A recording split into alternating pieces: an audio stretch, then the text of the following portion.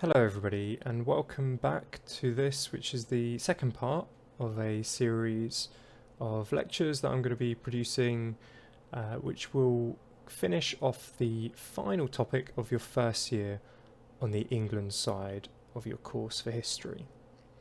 The topic is obviously called The Crisis of Parliament and the Outbreak of Civil War, and this is going to be part 2, and I'll get on to what we're going to talk about today in a moment. But before I do that, I just want to first of all say I hope you're watching this lecture after watching the previous one. It follows on chronologically, so you will need to know everything that went on in the last one to watch and understand what goes on in this one. So make sure you've watched and made notes on the previous one already. Furthermore, just a note on how to use this lecture. Again, I recommend making notes, and you certainly should be making notes. This is going to replace what would have happened in the classroom, so you should make notes. You should make use of the pause button, rewind, rewatch sections if you need to, and remember to ask any questions, because I recognise it's not quite the same as being in the classroom, and it's a little bit more passive. But try and be active about your learning here. You know, make notes as you go. If there's something you're not sure about, stop, rewatch it, and if that doesn't make sense, send me an email. I'm happy to engage with that. Okay, now just moving on then to what we're going to have a look at in today's lecture. We're going to deal with new content now. So we're not going to be going over anything we've previously done in class, which we did in part 1. We're now going to be moving into a new topic. This topic would have taken probably, what I'm going to cover today, would have probably taken a couple of lessons in class. So this video will probably be quite long, but keep in mind it will probably be shorter than the classroom lessons would have been. But I'm doing it in a more direct and clearly more kind of a quicker mode of delivery in a sense. Anyway, so the contents of today's lecture are as follows. I'll come on to the theme in a second, but firstly we're going to have a look at a brief recap on the situation in August 1641. So where are we? Is Parliament united, divided, etc.? Brief recap on that one. We're going to have a look at the two sides in Parliament. The constitutional royalists, okay, a phrase we're going to define in a moment, the moderates by and large, and Pym's junto. Junto simply means group, okay, so it's Pym's group. They are the radicals, okay. We're going to have a look at developments in autumn 1641. So Charles goes to Scotland during this period. Very unfortunate timing, it will turn out. We'll have a look at the Irish Rebellion that breaks out in October 1641 and the huge implications that has for England, and that's depicted in the Irish Rebellion itself, is depicted in some of these contemporary drawings here. I'm going to deal with some of those later on in more depth. We'll look at the Militia Bill, which follows on from that, and then finally the Grand Remonstrance. So that's what we're going to cover in today's lecture, and the following one will deal with the following period. In terms of chronology, actually, one more thing. The theme, the growing radicalism of Pym's junto. That is our theme for this lecture. Now, just to explain that, when I set out the general overview of the topic, I said there were kind of 4 reasons, really, why two sides form during this period, and one of those factors is Pym's radicalism. So we're going to have a look at that in quite a lot of depth today and think, what is Pym's radicalism and why is it causing so many issues? What is the nature of his radicalism and why do people oppose it, and why does this split Parliament? The essential key thing is that Pym is demanding things that traditionally were never demanded by Parliament, and some parliamentarians think that's going too far. Charles has already given lots of concessions and Pym is now going too far. So that's going to be our theme. We're going to have a look at how important is Pym's role here, and you may come out of this lecture thinking, well, maybe it is Pym who causes at least part of the Civil War, and maybe you'll be a little bit more sympathetic to Charles. Who knows? So our focus today is going to be on that period in the timetable, or the timeline, sorry, that I drew of this this period. So it's that period between, highlighted with the mouse here, between October and, well, a bit before October really, August 1641 and December 1641. So this is the period where, as we see at the bottom, divisions are appearing in Parliament. By the end of this period, Parliament is absolutely divided, almost right bang down the middle, as you see by that vote on the Grand Remonstrance. So we'll deal with that right at the end today. So just to note, that's a short period of time, but we're going to do it in a fair amount of depth because that's what the topic demands. Now, in terms of the key question, you've seen this before. So what was the main reason for the formation of sides between 1640 and 1642? So why did divisions develop amongst parliamentarians? That's what we're looking at. That's our analytical focus. And we know our four factors. So untrustworthiness of Charles, the radicalism of Pym, religious divisions, and offence outside of Parliament. We'll return to those themes at the end of the topic, but it's important to keep in mind at this stage. Okay, now in terms of the situation in August 1641, so just a brief recap on where we are and where we're up to. So in the autumn, the political situation remained tense really for four reasons. The first reason was that Parliament and Charles had failed to reach a settlement. And what I mean by a settlement is a way of moving forward, some kind of agreement on who holds what powers, who's going to rule and in what way, what constraints are there going to be on powers, and etc., those sorts of things. So by this point they'd failed to reach a settlement. Sure, certainly some reforms have been passed, but the actual way of working together to achieve a consensual style of government, so working together Parliament and King, that hadn't yet been achieved.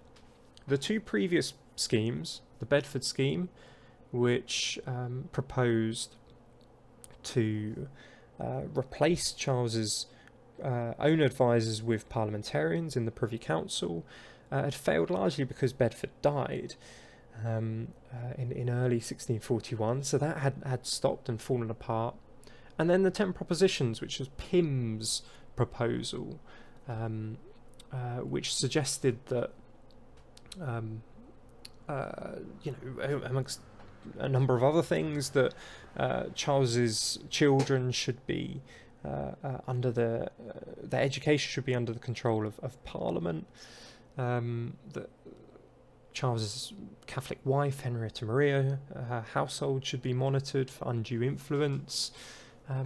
Quite radical steps suggested by Pym in that proposition, which would have certainly restricted the royal prerogative quite significantly, and really, in some ways, Charles would have seen this as an insult. So that was never proposed directly to Charles, and he would have disagreed, he would have rejected it, I think, outright anyway. That's if it would have got through Parliament, which is somewhat questionable. Now, so we know those schemes have failed. That's one of the reasons that the situation remains tense. Another reason is that Strafford's trial and execution had raised the political stakes. So you'll remember last time I was talking about how because Pym mainly went to such extreme steps to get rid of Strafford and to end up with his execution. Remember, he got around this issue of having to use evidence by passing this bill of attainder, which meant he needed no evidence that Strafford had done anything wrong. He just needed a majority and the king's signature. That had raised the political stakes, because what would happen, radicals thought, what would happen if Charles regained the political initiative? If he suddenly regained the momentum, regained control maybe of an army, what would happen to people like Pym who were responsible for Strafford's execution? They were fearful of that, so that now raised the stakes. Pym could not lose control at this point. Parliament was increasingly also divided between the two sides, so the Constitutional Royalists and Pym's junta. I'll come on to that in more detail in a moment. And finally, something I haven't yet mentioned in great detail is that Charles hadn't yet reached an agreement with the Scots. This is really one of those things that had caused this whole situation. The Scots had forced Charles to recall Parliament in November 1640, and still the Scots occupy Northumberland. Still, Charles has to pay them £850 per day, and still there's no agreement about religion, because after all, the Covenanters had risen up in the first place in order to stop Charles imposing Arminianism on them, and to restore their Presbyterian kirk, their traditional church, where there was no clear hierarchy, and congregations were decided at a lower level rather than being controlled by the Book of Common Prayer, which Charles tried to enforce. Now, bear with me here, I'm just going to take a drink.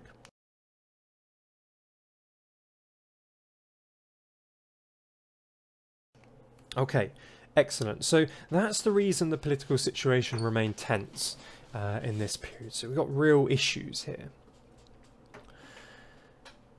Before we get into the chronology of this period, we need to just first of all understand the ideologies and the positions of the two sides. So we're going to pause for a brief moment and just think conceptually about who are constitutional royalists, who is Pym's junto, and what do those two sides believe, and why did they form? Because after all, what we need to understand is why two sides form, and why those two sides are then willing to fight a civil war against one another. And it's really the constitutional royalists who are the new side. They are forming in response to various things that are going on, and they have their own set of beliefs. So we have to understand why that group forms, and then is eventually willing to fight on Charles's side. Because if you asked MPs in 1640, November 1640, are you willing to fight for Charles?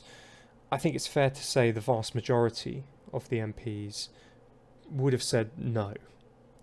By August 1641, the situation's changed. Some MPs are willing to fight.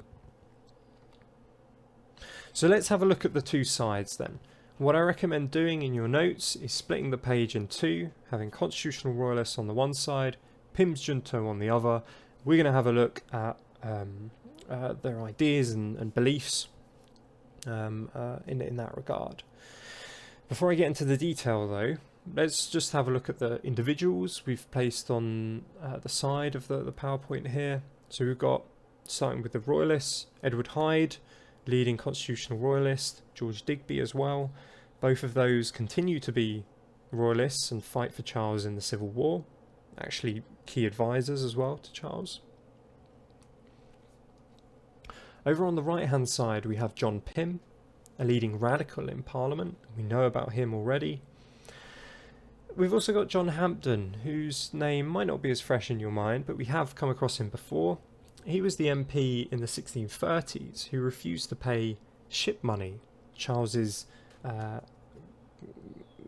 effectively illegal tax, when he introduced it in land, or way of getting around having to recall Parliament to collect taxes. Hampden was, at that time in the 1630s, a former MP of Buckinghamshire. He refused to pay, leading to a court case in 1637, the Hampden case, which he ended up losing, but only by the narrowest of margins, by 7-5, and that legitimised in many ways the opposition that John Hampden had shown towards ship money, because after all the judges were appointed by Charles. So Hampden is one of the radicals as well. He's part of Pym's junto. There are others I could have had on here: Arthur Hasselrig, Denzil Holes, many others. But these are some of your leading people. And if you haven't already, it's worth doing some biographical files on these individuals. I may send out a way for you to complete that. Okay, let's look at the ideas then. let's start off with the constitutional royalists. So their core belief was that they were those who wanted a conservative settlement. Now, conservative, small c conservative. We're not talking about a party. There are no political parties in this period at all. So these are merely groups. They're merely, groups at the end of a line, and MPs would be dotted somewhere on that line, and some would be right in the middle. So they're not clear-cut parties. They're not as formal as that. They're just kind of groups. Okay, and the word junta, as I said earlier on, just means a group. And also by conservative, what I mean is traditional. So a fondness of traditions, a fondness of, historic way of doing things. So they wanted a traditional balance between the king and parliament. They feared popular disorder. So, as with all parliamentarians in this period, they were property owners and they feared popular disorder. They were concerned about, Pym using the London mob to encourage people to vote for the Bill of Attainder and putting pressure on parliamentarians.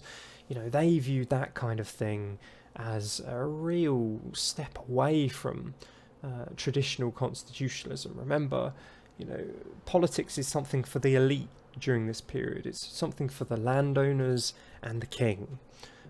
It's not something that we see today as being, in any way democratic. Their worldview is not quite like this. They want to keep the ordinary people out of politics, and if they can do that, that's good.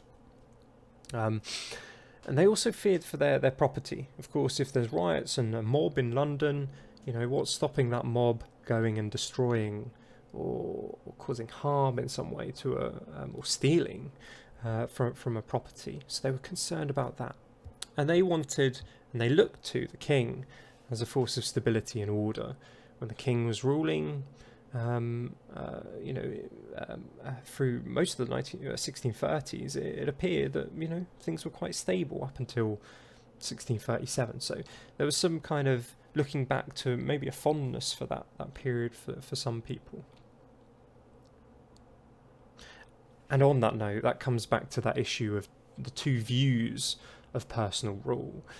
So where you have one view saying that it's 11 years of tyranny, which would have been Pym's Junto's views, whereas some people viewed it as a period of peace, stability, and good governance. They were traditional constitutionalists. What this meant was that they were in favour of the traditional constitution in which there was a balance between the royal prerogatives, so the rights of the monarch, things like controlling the church, controlling the army, controlling Privy Council, for instance, and Parliament's privileges, things like freedom of speech, the right to pass laws, etc. And they also believed that radicals posed more of a threat than Charles at this point. It was actually during this stage that radicals were suggesting the changes, the root and branch bill, the militia bill that we'll come on to in a moment. Charles was not proposing any new changes during this period, so actually, in many ways, for them, it was the radicals who were more of a threat. They were also religious moderates, and what I mean by that is that they were Anglicans in favour of the episcopal structure. So they were people who believed in Elizabeth's kind of Via Media and James's Via Media, the middle path, kind of moderate religious people. So they would have been in favour of the way in which the church was structured kind of during that period. They didn't want any changes to it in that sense. And that's highlighted by Thomas Ashton's remonstrance. Thomas Ashton was an MP in this period. His remonstrance against Presbytery, which complained that Presbyterianism was a threat to order and stability. And they really were quite concerned by what some radicals were pushing for in that regard. They disliked innovation. So, for instance, they disliked the root and branch bill. and that bill was the bill that proposed to get rid of bishops. And they saw that as an attack on the church hierarchy. It was quite dangerous. It set a dangerous precedent. If you attack this elite group, who's next? Maybe it's the landowners. There was also religious ideas for opposing it, but still, they disliked that innovation. They liked tradition. Okay, so that's where we are with the constitutional royalists. Turn our attention now to Pym's junto. These are your radicals. So your core belief on this side is that this is a group who wanted sweeping changes to church and state, which is the very definition of radicalism. If you're radical, you want things to change. Okay, you believe what's going on in the past is maybe wrong, and you want to change that in some way moving forward. So they want sweeping changes. So radicals are your more extreme group. Popular radicalism, they believed, could be harnessed. So it was not something to be feared. It was actually something to be used. Pym has done this in Strafford's execution, as we've seen.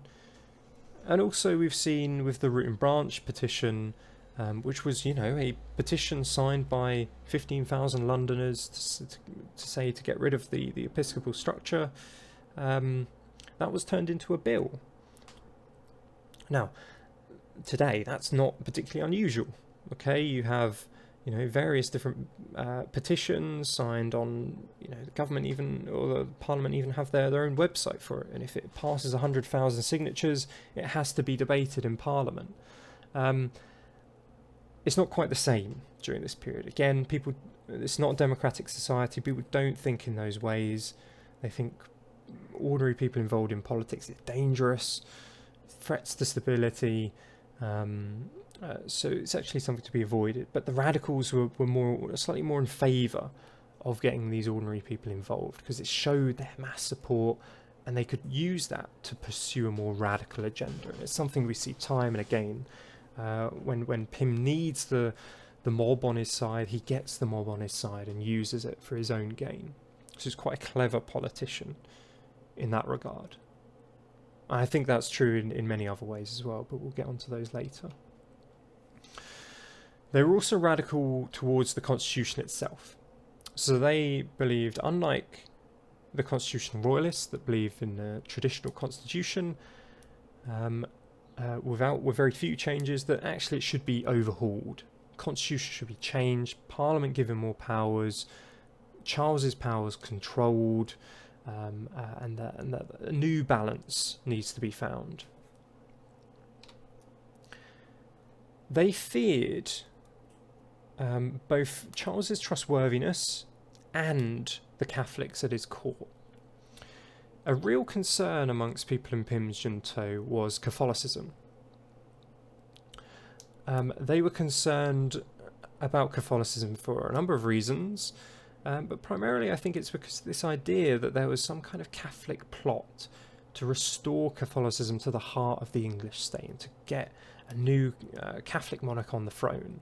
They saw people like Henrietta Maria and Henrietta Maria's children as potential threats to this. And this idea, in England, it's had a long history by Pym's period. People remembered and were concerned about what Mary I did to Catholics. So there was real concern about Catholicism throughout this period in that regard. And also, Charles's Armenian policy looked very close to Catholicism for some people.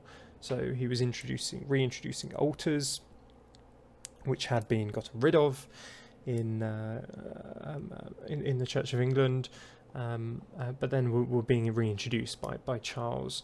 So it looked like a step backwards towards Catholicism, and that was a concern.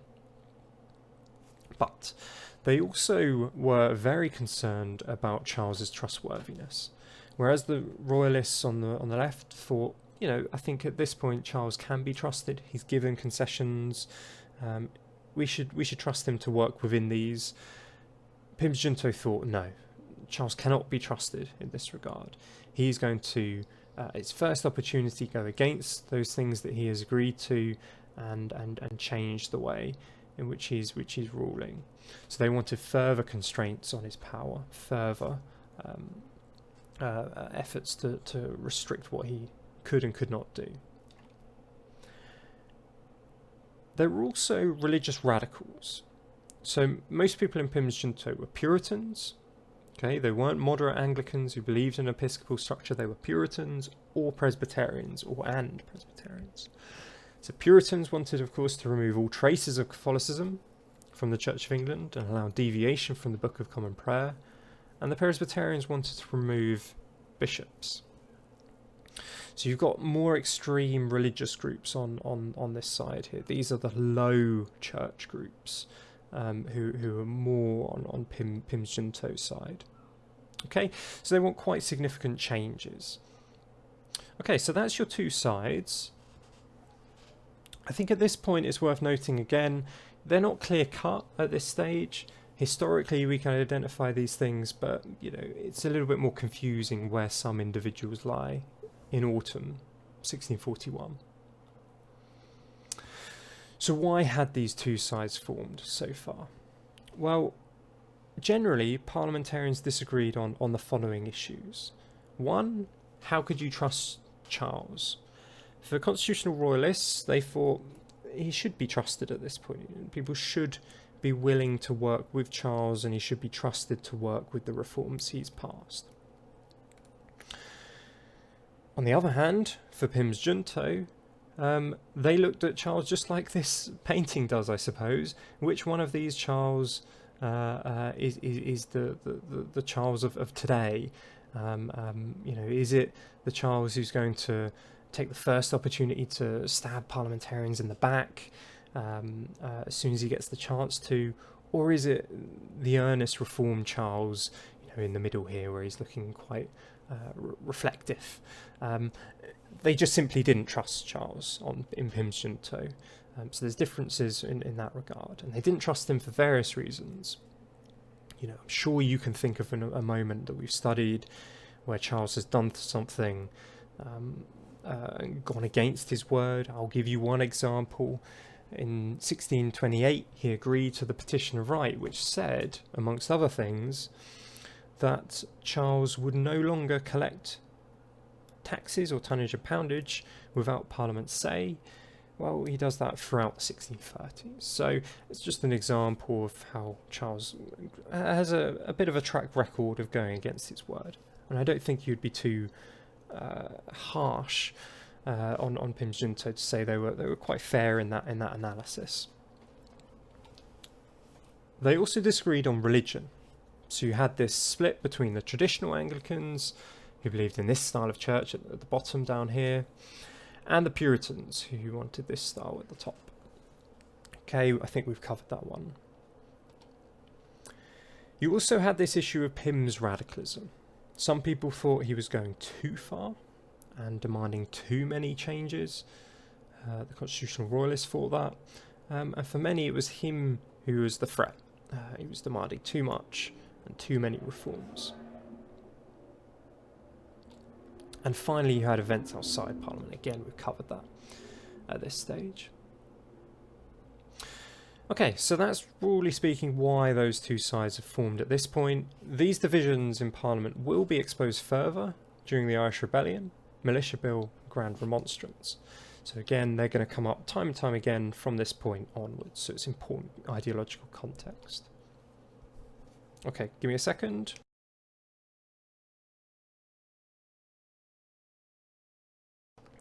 Okay, so in terms of developments in autumn 1641, we're going to go into a bit more of the chronology now, okay, and analyse it as we go.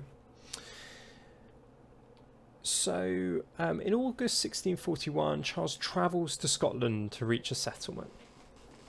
Charles goes to Scotland in this period in order to really, deal with the Scottish problem. They've been occupying Northumberland for about a year at this point. He's been paying them a lot of money.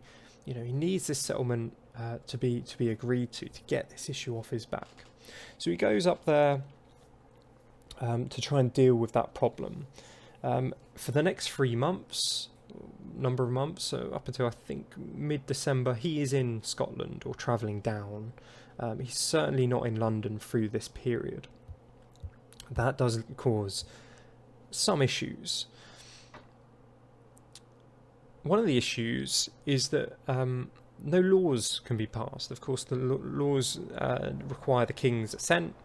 Okay, so remember, when a bill is proposed in Parliament, it needs to pass both the House of Commons and the House of Lords, and then get the royal assent in order to become a law. Same is true today.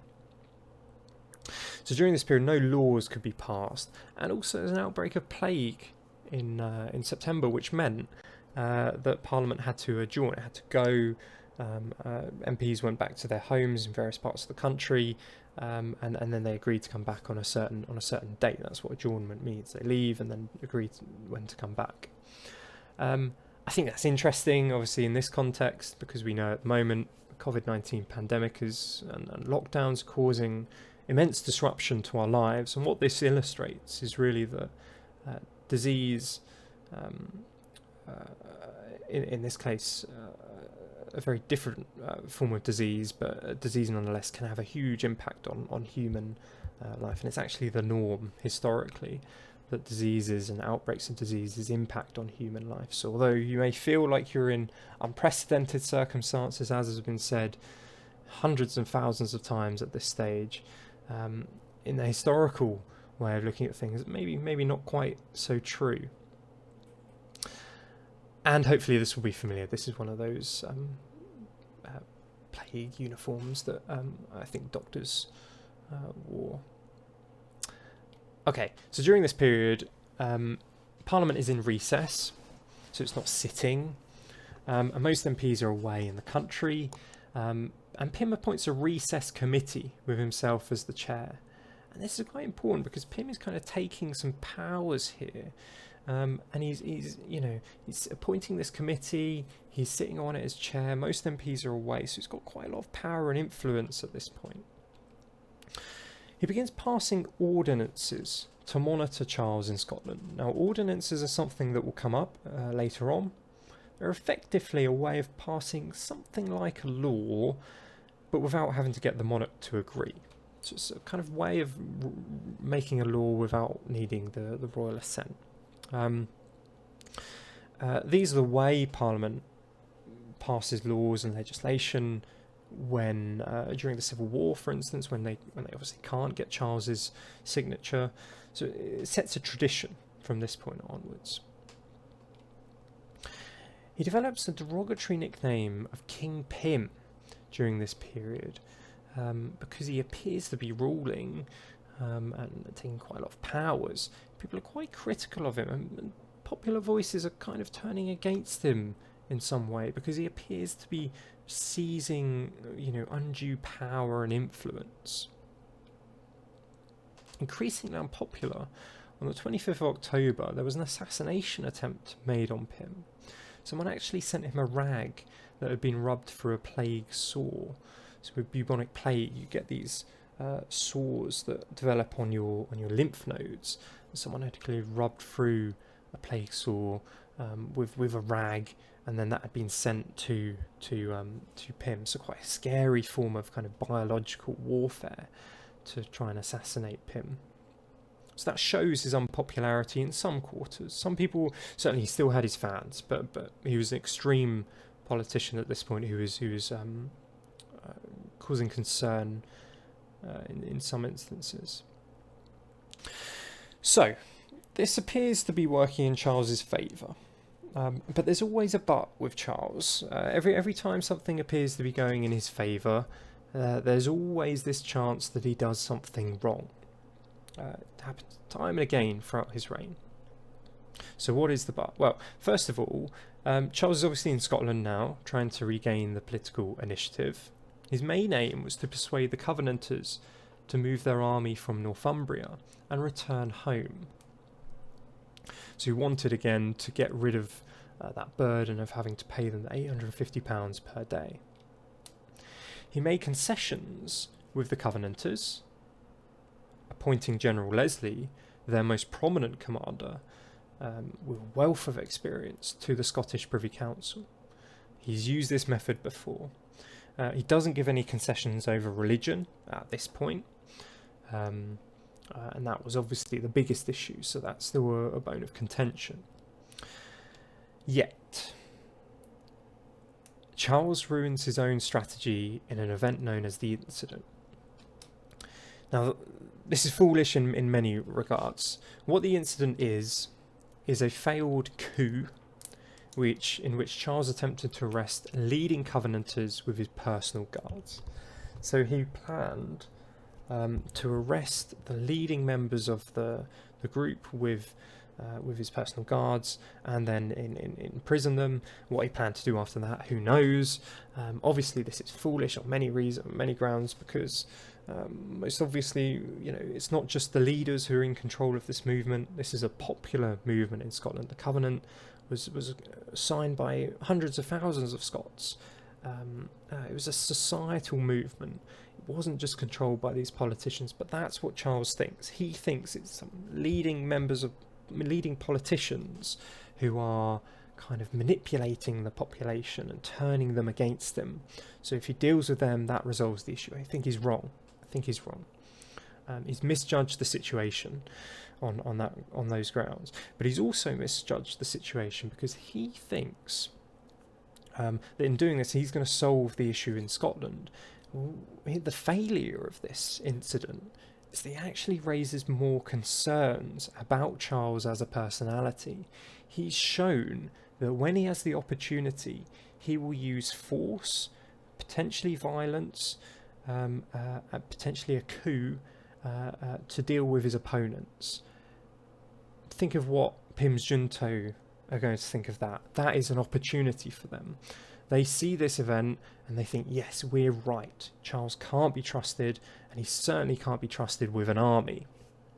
Now, that issue of an army is going to be particularly important because something happens next that requires an army, and that's the Irish Rebellion in October 1641. So, let's pause and think about Ireland for a moment. There's 3 social groups in Ireland at this time.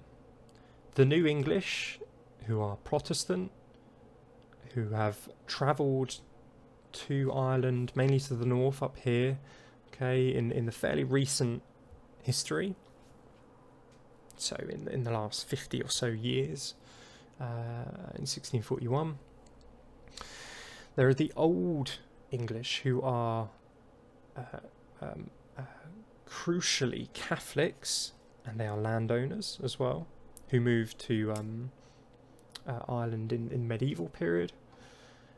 And there's the native Irish Catholics, and they are all Catholics by and large, and they have been kicked off the land most recently by the New English, who also have a different religious group and causing tensions there.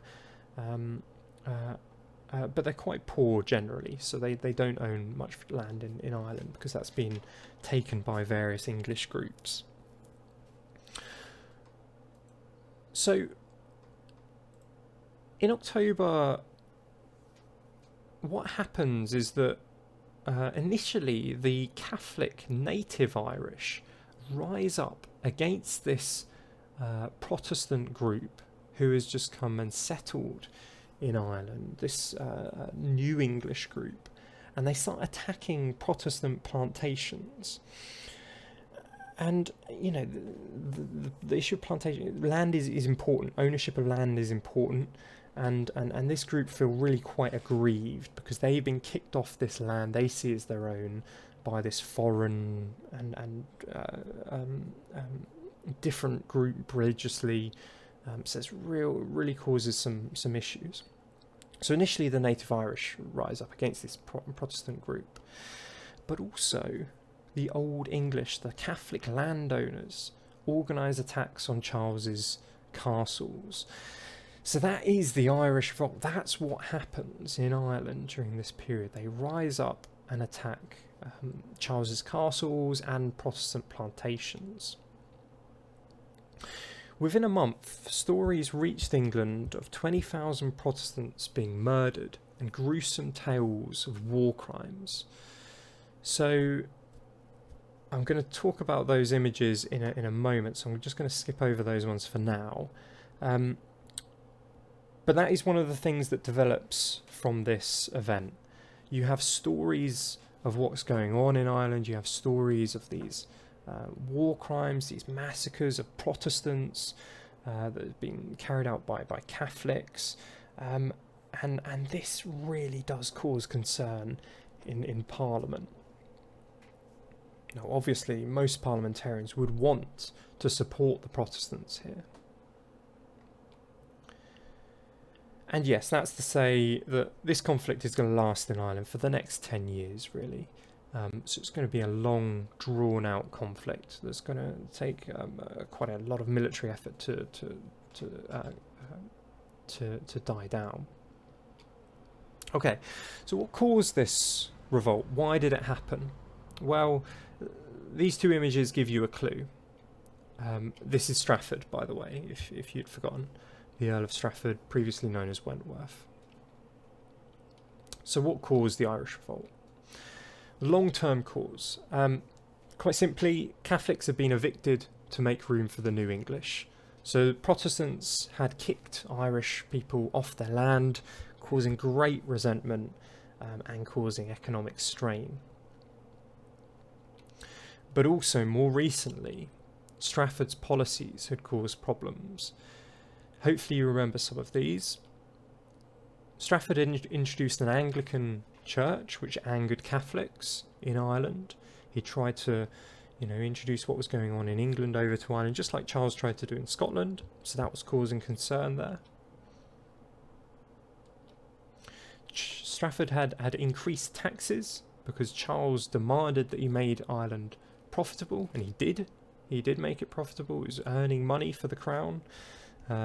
Unfortunately, that money came at the cost of angering the poorer Irish groups because they're burdened with these new taxes they hadn't previously had to pay before. And he was also taking power away from the Old English, that Catholic old landowning group. Lord Mountnorris, who he had court-martialed, is an example of that. So Strafford causes a bit of an issue here. Also, I think it's fair to say that the Irish Catholics were inspired by the success of the Scottish Covenanters, and they looked to them as a model. In many ways, they were in a similar situation, different societies and different motivations, but they were in a similar circumstance. The Irish Catholics were opposed this enforcement of an English church, of English rules on them, and that's exactly what the Scottish Covenanters did. Scottish Covenanters had risen up and had effectively enforced their will on Charles by this point. And what's to say that shouldn't happen in Ireland as well? So many Catholics were inspired by that success and thought, yes, this is the route to take. Keep in mind, it's not necessarily as organised as that. There's something of a haphazard nature about the uprisings, but that's still something to keep in mind. And finally, there was now a political vacuum. Strafford had gone, he'd been executed. There was no longer a clear symbol of royal power in Ireland. So there's no longer a clear figurehead who's going to enforce the royal authority at any cost. And Charles is in a weak position here to deal with this. So there's a sense of opportunism, about what's going on in Ireland.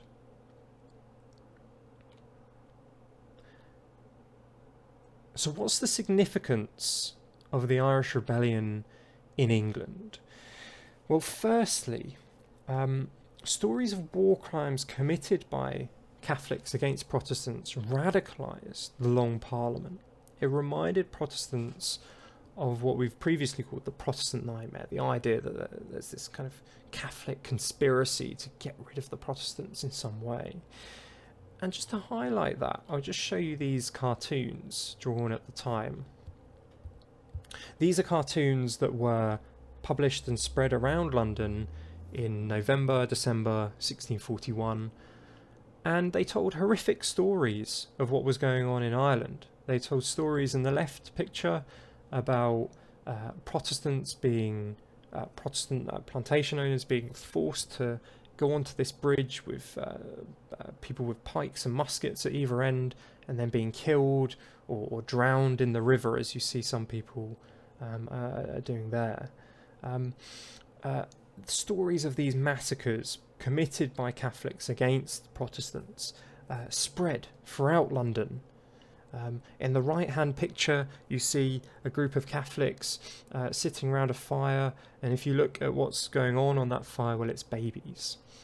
Babies are being burnt on this fire, and the implication is this is Protestants, it's Protestant babies being killed. These horrific stories spread around London, and it caused real concern about Catholics. This intertwined with concerns that about what had been going on in Europe in the 30 Years' War. There had been various stories like this in various towns of atrocities committed by one religious group against another. Now, in terms of whether these are true or not, whether these events really happened, that's a historical debate and a question. It's not really clear. Certainly Protestants did die, but in these horrific terms, it's not known. Nevertheless, there were certainly casualties. But much of this was overblown. It's very likely that much of this was overblown by people reporting it in London. And in that sense, it kind of fitted into a broader narrative that was going on in the period about the concerns about Catholics. Okay, so that's one issue there. It radicalised the Long Parliament because they desperately want to support the Protestants. They want to help the Protestants against this Catholic group. Okay. But it raises questions about how England should respond. If you're going to deal with a rebellion, what do you need? An army. If your army is going to go over to Ireland to quash this rebellion, who should be in charge of that army? Well, normally that wouldn't be a question in the 17th century. It should be the king, right? That's how it's always worked. Well, at this moment in time, can Charles be trusted with an army? What has he just done in Scotland in the incident? Well, he's threatened to, or failed actually, to kind of establish this military coup. Can he be trusted to lead this army? Some politicians say no, he can't. So could Charles be trusted after the incident? Furthermore, was he Catholic at heart? There's still ideas about that going around. I don't think he is, by the way. But there are concerns. Again, Arminianism is very close to Catholicism in many ways. Furthermore, would he use the army to support Catholics? What would Henrietta Maria think? Would she advise him to support the Catholics? Who should lead this army? Right? Charles hasn't got a very good track record anyway. But also, could he be trusted with that army? How would he use it? Phelim O'Neill, a leading Irish Catholic noble, claimed the king had encouraged him to rise up to strike at the Westminster Parliament. This was completely untrue, but the rumour contributed to the fear of Catholics in Charles's court, and also Charles's untrustworthiness. So there's all these ideas and rumours about, what's the motivation of this group, and how might Charles react, and they are real concerns at this time. So, Pym used the Irish rebellion to make Charles look untrustworthy and pursue a radical course of action in response. So that is also the significance. It's partly that these the event leads to questions about how England should respond, but Pym is going to use this event to make Charles look even more untrustworthy and to pursue this radical course of action. So what does Pym do? Well, Pym introduces this militia bill. I think think it's actually Arthur Hasselrig who introduced it into Parliament, but Pym certainly supports it. And either way, he's a member of Pym's junto. So Pym's junto sought to deal with the Irish revolt by proposing this militia bill. Remember, what do they want to do? Support the Protestants, support this group who all the rumours say are being massacred by Catholics. The bill stated the king had no power to summon the militia. No power to summon the militia. That's incredible, okay? This is a real infringement on Charles's powers here. No previous time has this been up for debate. Parliament would be given the power to appoint commanders as well. So the leader of the army would be appointed by Parliament, not Charles. You could say there's a legitimate reason for doing this on many grounds, but you could say that Charles has failed to appoint very good commanders in the past. For instance, Buckingham, okay? But also there's this notion that Parliament needs control. And that's effectively what this bill does. It effectively says Parliament would seize control of the army. A real radical proposal. Pym's junto were heavily for this. They thought Charles couldn't be trusted. Parliament has to take these new powers in order for him to rule efficiently. In the debate that followed in Parliament, there was a clear divide. Constitutional royalists claimed Parliament was being deluded by radical individuals, and that actually radicals were becoming parliamentary absolutists, people who wanted all power for Parliament. A quite serious accusation, combined with that idea that it's King Pym earlier on.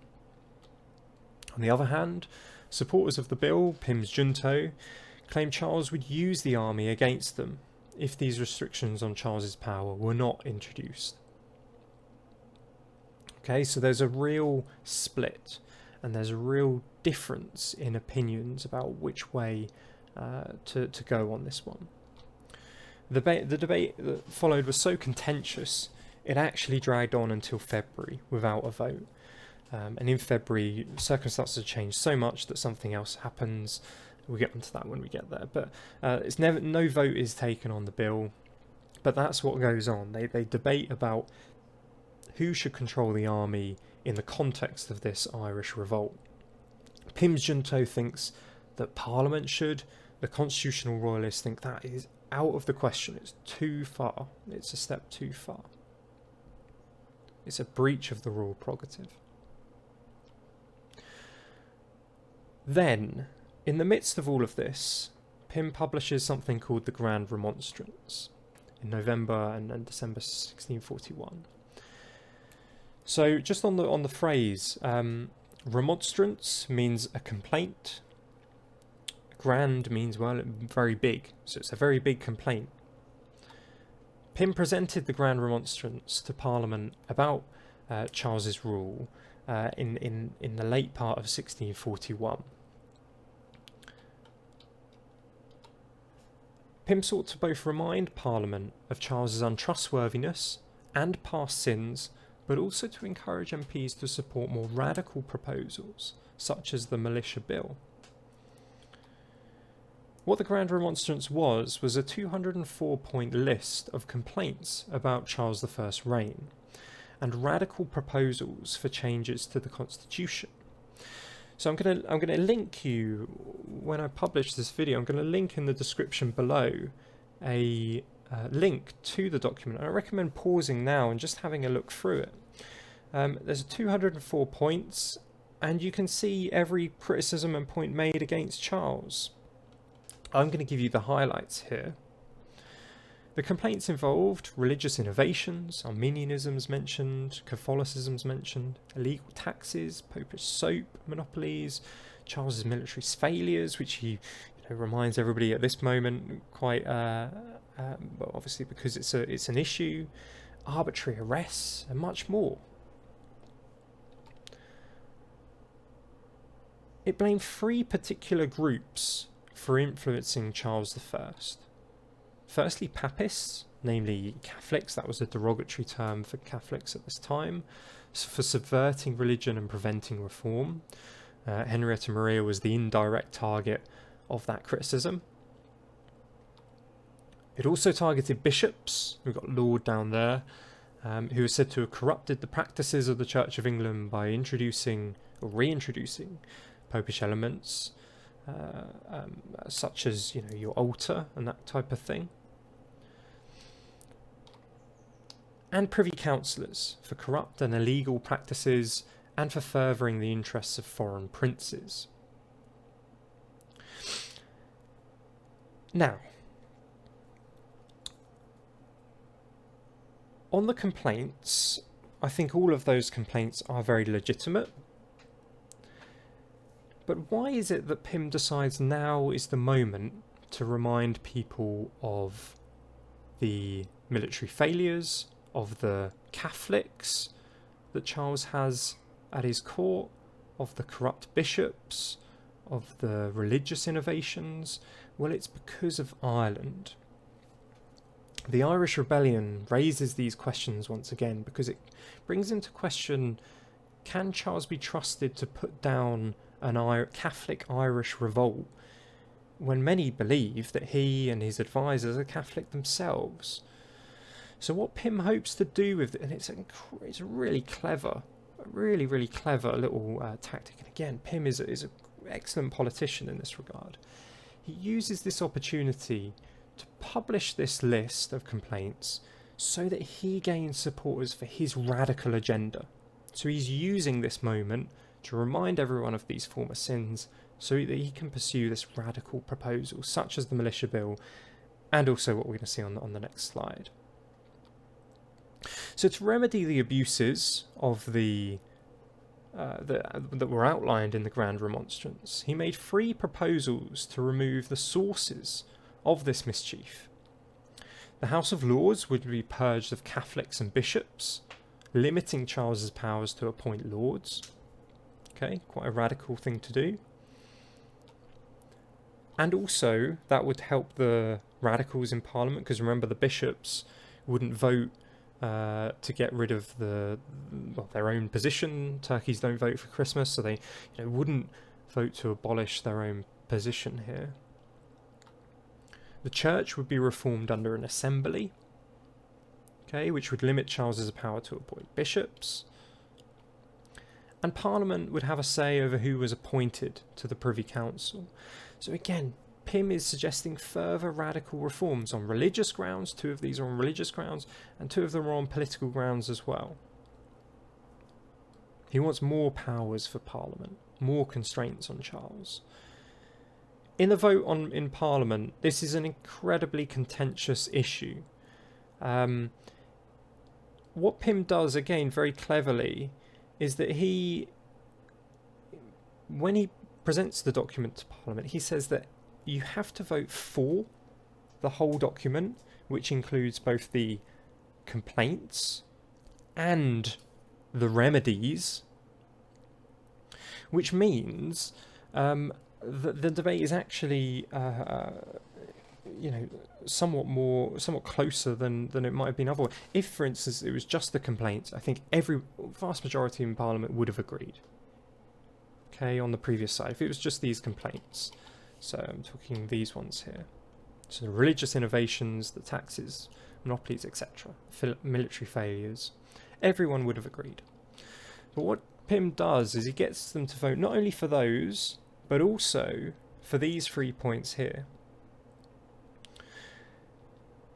Which means that people have to agree with both the things Charles has got wrong and Pym's radical reforms. And that puts people in a difficult position, because they could agree with the criticisms of Charles, but not necessarily Pym's solutions.